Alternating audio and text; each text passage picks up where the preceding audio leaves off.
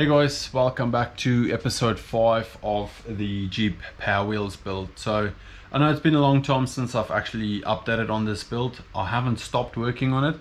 I just lost a hard drive with about 2 episodes on it. So there's a big change to the Power Wheels build. But I've basically taken the old clips and sort of to where we are, around about where we are now, and I've put it all in this episode, so hope you guys enjoy.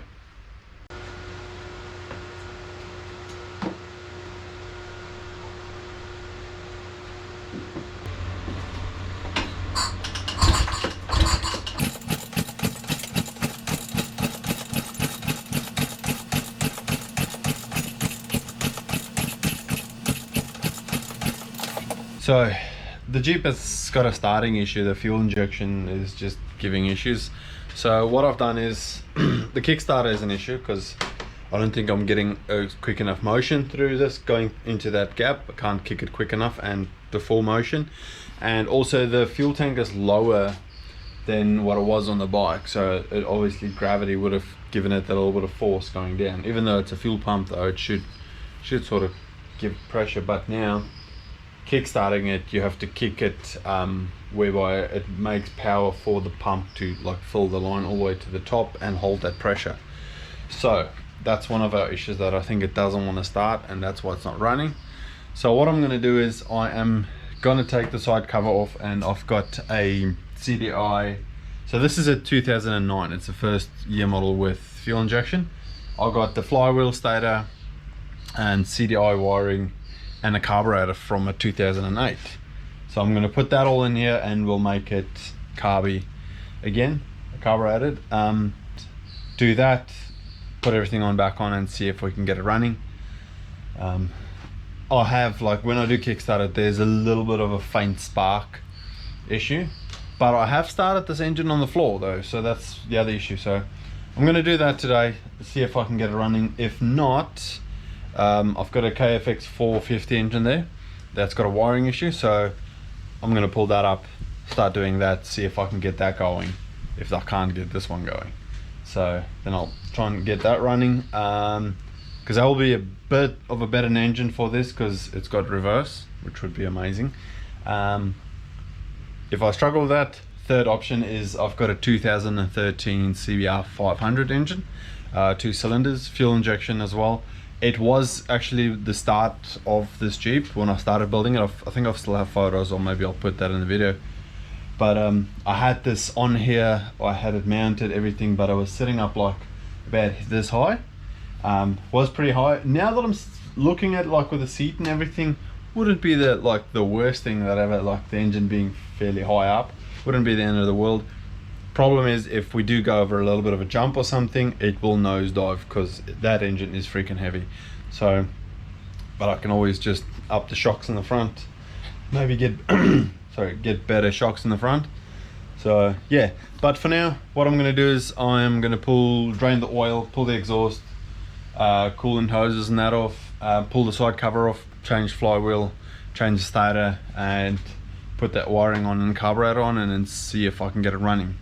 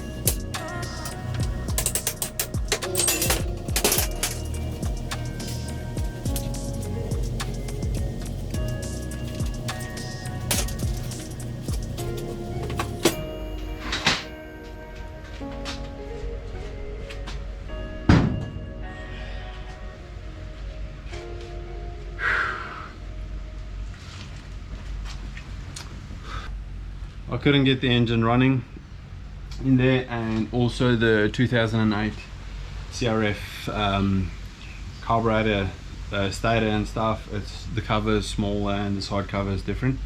So I would need to fit the stator, I need the 2008 side cover, but then the way the oil and feed works on that cover doesn't work with the 2009 case, so that's not going to work completely at all. So I've taken the engine off. I'm going to build a little stand for it and try and diagnose what's wrong with it out of the Jeep, and then once I can get it going, I'll put it back in. Also, I'll try and do the KFX 450 engine now, just see what's going on. I've got a manual for it and I've got a diagnostic tool for it, so that might be the better idea to try and get that running. So I'll have a look at that and see where we're going to go with engines. Alright guys, so I've got the CRF out of the Jeep because I can't get it started. Obviously it ran before I put it in, but for some reason it doesn't want to run at the moment. Can't get any spark out of it. Checked everything, swapped ECUs, swapped the coil. What else is there? I checked the timing, checked the shims and all that stuff. It's just not starting. So I've jumped on the KFX 450 quad that one of my mates got at the dump. So he brought it here thinking that I'll use it, and I took it apart, took the front hubs and all that stuff, took some parts of it. But it had some, like, the wiring was exposed, and obviously there was a wiring issue, and that's why whoever had it started stripping it and they worked on the wiring, and it took me a fair bit. Obviously this has been a week ago that I worked on it, but sort of sorted everything out according to the manual. And what I found is they had a couple of wires in the wrong place and there was a dead short. So I found the dead short to be the starter motor. So I've ordered one. It's arrived yesterday. It's somewhere. But what I'm going to do is I'm going to quickly put that in and then continue working on the wiring and see what's going on. So we've eliminated the dead short, and from there I should have sort of maybe get it to turn over, hopefully have spark today. We'll see how we go. We're just going to chuck the camera on a time lapse and we'll see how we go.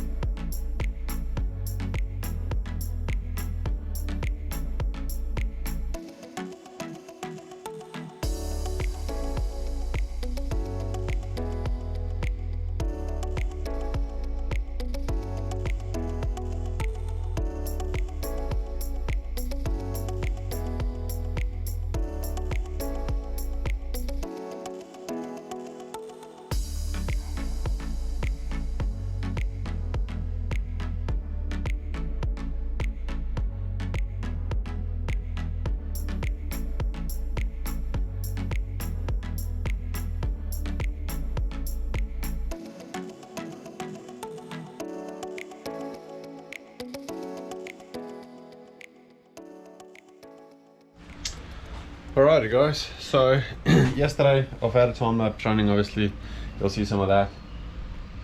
Trying to sort this out. I went through the diagram, the whole diagrams, the ECU pins, so the whole diagram pins. There's another one. I found a couple of things. So the starter button was obviously wired in the wrong way. There's a couple of other things that was also wired in the wrong places, so I've went through that, I've fixed all of that, and obviously the relays are dead. So last night I was like, everything should work, why am I not getting anything? So opened the relays, yep, they shot. So I have ordered one, but it's going to take a while, so I've just used normal So from my Volkswagen Beetle, I've got relays left over from that I fixed. So I've got one here, and so one here for the clutch relay, and then one for the neutral switch relay. I've got that sorted. So, but last night I didn't have any more, so I just need to do the fuel pump relay. I need to just swap that over for one of these automotive ones, because obviously I don't have more motorbike ones. But good thing is, I think we see if I put that on. I'll probably have to put that back on, but it's all good. I had to fix wiring on this rollover switch as well. For some reason, I was scrolling through the whole manual of the bike, and I stopped on the switch and I saw the voltage, what it should be giving and what it shouldn't be giving. So checked it out, and I was hanging it up straight, vertical, and it needs to be like that. So I was, because it was like just on the limit, it would shake a little bit and it would just drop the voltage. So I was like, oh, okay. And then yeah, one of the cables are broken on it, so I'll have to fix that. I'll show you guys when I'm done with the relays. I know it looks like an absolute mess, and it is an absolute mess, but once I get this engine started or running, what I am going to do is so on the Jeep, it bothers me that I had to take the spindles and swap them around, because the spindles is sort of at a bit of an angle, and that goes up the opposite way now, so the steering is a little bit. And I'm thinking, while I've got this and while I'm going to have to cut all those mounts out to change it for this engine, I might as well just cut the whole front suspension off, drop it that 1 inch I think it is, because the front ball joint steering arms were hitting the frame because they were just too high. So I just need to drop the front suspension 1 inch and that'll be fine, and I can go back to the normal way it should be. So I'm thinking, while I'm going to change it for all this, I might as well just drop it and do that, change the steering while everything is out, do it the right way, and then we put this in.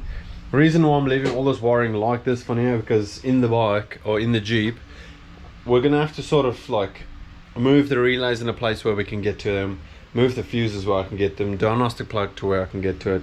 The battery, obviously I bought an isolator for it, so, and fit the ECU wherever we can get space. So I'm gonna have to fit the engine first, fit the switches where I want them, obviously wire them up. I can extend those wiring and things, and then put the relays where I want them, so where I can access them. If one goes out, I can just replace them.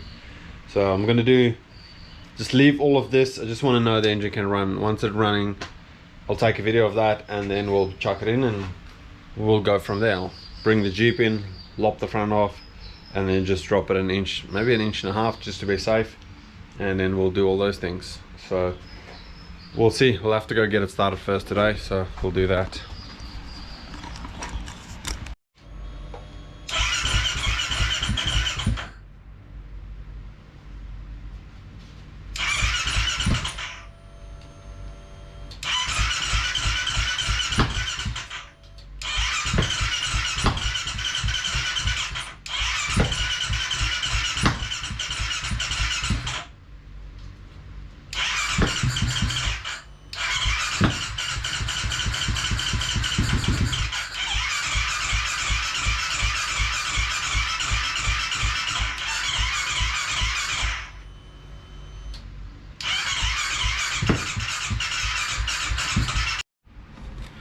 Alright guys, so the injector is obviously not working. So what I've done, I took the CRF 450 throttle body and I thought, oh, I'll just see if it works. So I plugged in the throttle, the injector, and the plug was obviously the same. Swapped over the fuel line and it actually started spraying. So I thought, oh, I'll see how many sensors actually fit, and most of them sort of do fit. So I put that throttle body on there and it did that little backfire sort of thing. It wanted to fire almost. Anyway, so I thought it was a full unit. The fuel injector was actually a full unit, but it wasn't. It was actually just this piece, and this is what it is, and that's the CRF one. So this is the KFX throttle body with the CRF injector on it, and obviously they're not going to be the same size, and they're not going to fire the same, they're not going to run the same, But what I want to do is I want to just put this on there and see if it's going to fire or idle, at least on the minimum, at least idle. Or maybe if I rev it up and it runs like that, maybe it won't idle. Just want to see. Obviously they're not going to be the same size and they're not going to have the exact same peak of the injectors. So I'm going to order an injector, because obviously everything else seems to be working so far. Just need an injector. So I'm going to do that, and I'm going to try to start it one more time. If it doesn't fire, or if it does fire, doesn't matter what happened. I'm just going to pack all of this up on the table, bring the Jeep in and start modifying the front suspension, getting it ready for this engine, because I feel like this engine is going to run. So let's try and test fire it one more time.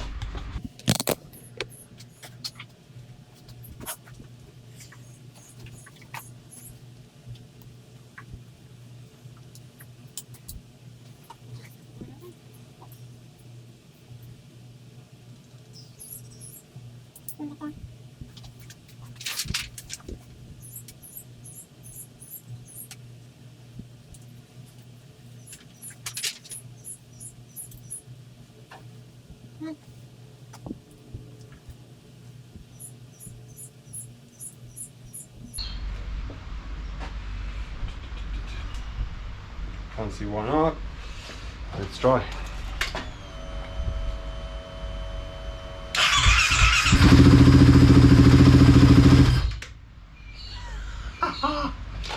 We had it. We had it.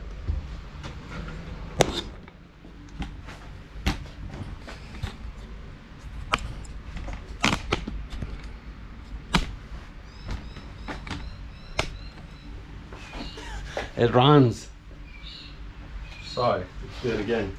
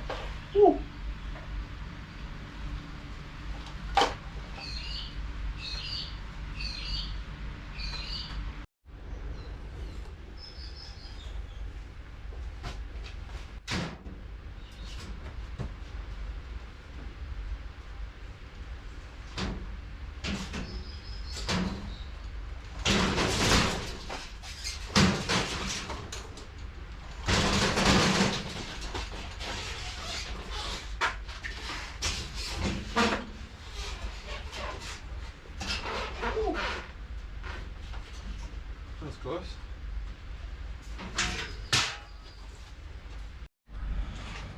Alright, so the Jeep, I'm not sure how many times I've said of this, but yeah, the CRF engine's not running.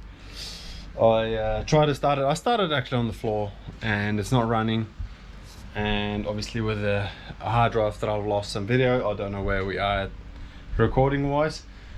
So you guys will have seen me with the KFX engine, so obviously that's going in here.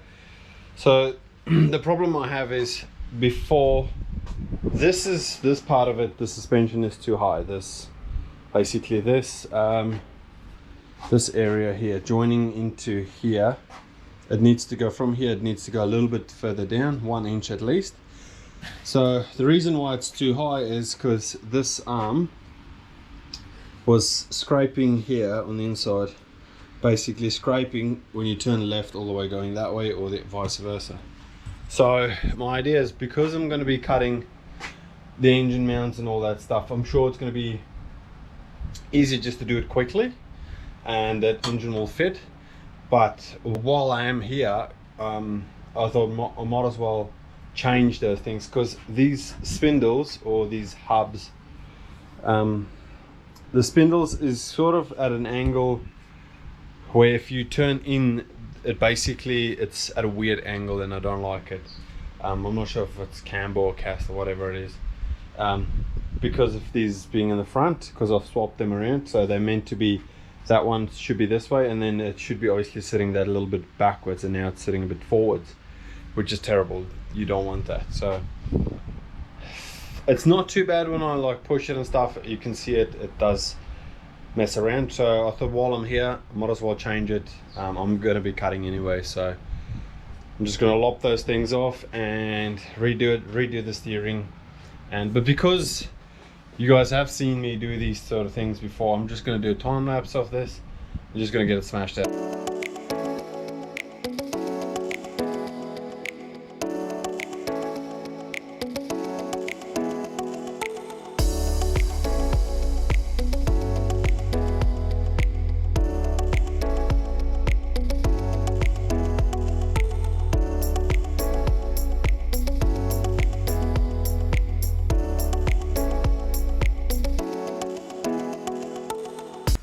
Hey guys, that's going to be it for this video. Hope you guys enjoyed it. Hope you guys sort of enjoyed the longer video.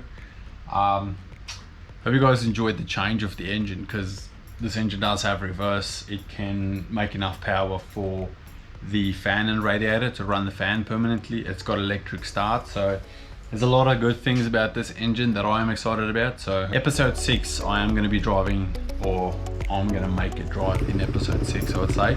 So stay tuned for that, and I hope you guys enjoyed it. See you guys in the next one.